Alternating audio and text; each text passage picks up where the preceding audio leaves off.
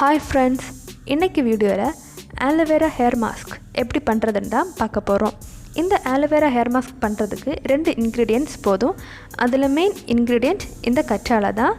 இந்த Aloevera hair mask பண்றதுக்கு நமக்கு fresh கற்றாழை வேணும். கடையில் வாங்குற கற்றாழை ஜெல் எல்லாம் யூஸ் பண்ணக்கூடாது. ஃப்ரெஷ் ஆலோவேரா வச்சு தான் இந்த ஹேர் மாஸ்க்கை நம்ம பண்ண போகிறோம். ஓகே வாங்க இப்போ இந்த ஆலோவேரா ஹேர் மாஸ்க் எப்படி பண்ணுறதுன்னு பார்க்கலாம். நான் இங்கே இப்போ 2 கற்றாழை லீஃப் எடுத்துருக்கிறேன். இதை நல்லா கழுவி சுத்தமாக்கிக்கோங்க. அதுக்கப்புறமா என்ன பண்ணணும்னா இந்த கற்றாழையோட சைடில் இருக்கக்கூடிய அந்த முள்ளை நம்ம என்ன பண்ணணும்னா கட் பண்ணி எடுத்துக்கணும். அதுக்கப்புறமா அந்த கற்றாழையோட ஜெல்லை நம்ம தனியாக பிரித்து எடுத்து அதில் தான் இந்த ஹேர் மாஸ்க் நம்ம பண்ண போகிறோம்.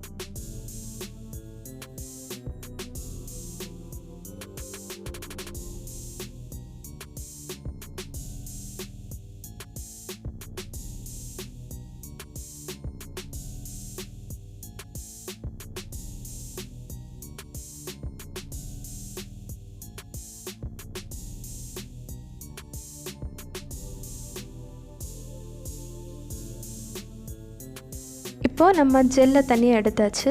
இதை நம்ம இப்போ என்ன பண்ண போகிறோம்னா மிக்சியில் போட்டு நல்லா மிக்ஸ் பண்ணி அதோட சாறை மட்டும் எடுக்க போகிறோம். அது ஒரு லிக்விட் கன்சிஸ்டன்சியில் வரும்.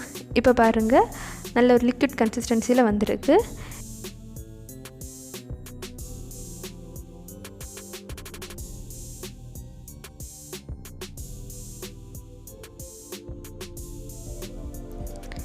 இப்போது இது கூட நம்ம கேஸ்டர் ஆயில் அதாவது ஆமணக்கு எண்ணெய் கொஞ்சமாக ஆட் பண்ணி ரெண்டையும் நல்லா மிக்ஸ் பண்ணிக்கோங்க.